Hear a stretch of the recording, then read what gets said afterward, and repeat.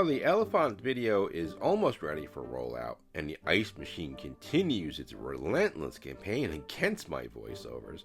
You'll get that joke when the video drops. I thought I'd toss out some bonus content to tide you over. Be sure to subscribe and hit the bell so you don't miss the full chaos.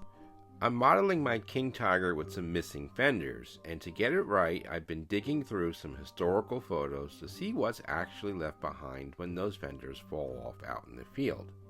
My main question was about the connecting parts that held the fenders together. Would they fall off with the fenders, or would they remain?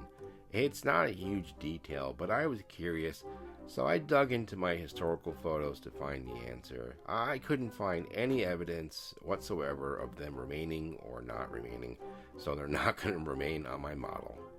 Trying out different methods to cut the fenders, I ended up using the Tamiya scriber, but honestly a razor saw would have been the best tool for the job. Of course, after an endless search, I could not find mine anywhere. Checking the mailbox, hoping it would arrive, and it did. My parts for the KV2 restoration. Time to get this build out of limbo. Tamiya comes through again. You can check out the first video I uploaded on this build to fully understand just what these parts mean for the restoration process. This is an older, out of production kit, and getting the correct parts has been difficult to say the least. However, Tamiya suggested using parts from the newer KV kit. Great idea, and most of them fit, but the smaller return wheels are completely different, and it looks like I'll need to adapt them or track down the correct parts. Once these parts are installed, the build will still be in limbo, as I'll have to wait to purchase some Fruilmodel tracks to complete it. Alright, back to the fenders. I'm planning on a diorama of this Jagdtiger making its way through the Ardennes. Those narrow paths and tall pines would make quick work of these fenders, so yeah, they had a short life expectancy.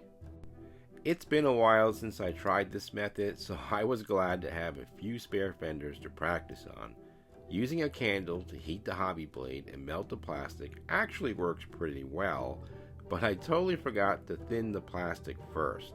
So realism, yeah, not quite there yet, but hey, it's all part of the process. I'm actually getting the detail I want with this method, slowly bending the fenders by heating them up, and I'm pretty pleased with how they're turning out. Still needs a bit more work, but it's definitely heading in the right direction. To get there, I scraped, sanded, and then sanded some more, until I was pretty much sculpting plastic. I even used my fingers to shape the bends just right, but in the end, I finally got the look I was going for. Now I just have to do the other side. Yay! Now let's jump over to my Elefant build from Italeri. I actually just wrapped that one up tonight, and the full video will be out next week. That kit was a battle. Weld after weld, plus scratch building a partial interior. I thought I'd take a break and start the supply wagon, but instead I was ambushed by mold line after mold line. At this point, maybe I should just build a simple car kit, though I usually end up throwing those against the wall in frustration. The Italeri kit for its time is actually pretty nicely detailed. It even included some interior parts, but of course, I wanted to take it a bit further. I'm using a technique called greebles or greeblies, it's depending on who you ask. It's where you take random parts, usually from other model kits, and place them somewhere they technically don't belong. It's a fun way to add detail, and it's actually a trick used in building spaceships for Star Wars and other sci-fi films. In this case, I'm trying to use parts that have a similar level of detail to what you would actually find in a tank like this. Nothing too crazy. After all, you'll only be viewing it through about a 1-inch square hole, so it doesn't need to be perfect, just convincing enough to sell the illusion. So I cut a piece of sheet styrene to throw in as an interior wall right near where the driver and radio operator would sit. And then I started adding in those greeblies, and hey, it's actually starting to look like something in there. Little by little, it's coming together. I did use reference photos to get a general idea of what should go in there, and then went digging through my stash of parts. I always grab cheap kits at thrift stores, doesn't matter what they are, especially if you're doing a spaceship build.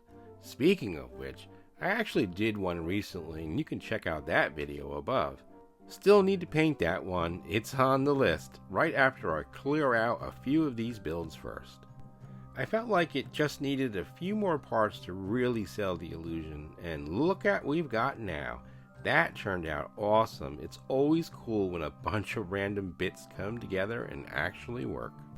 Well, I kinda got myself into a bit of a pickle jar here.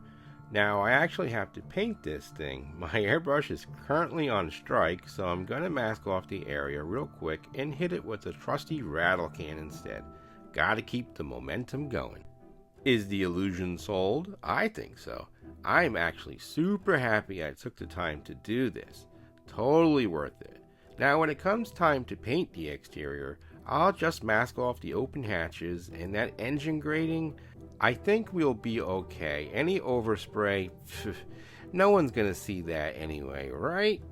Okay, I thought I'd give you a little sneak peek, hopefully to entice you to subscribe and check out the full upload of my Italeri Elefant build. So much work went into this kit, and honestly, I'm amazed at how good it came out. Oh, and as I mentioned earlier in this video, here is a small glimpse of the supply wagon, or should I say mold wagon. Alright, thanks for watching, thank you to all my subscribers for supporting the channel, and I will see you in the next video.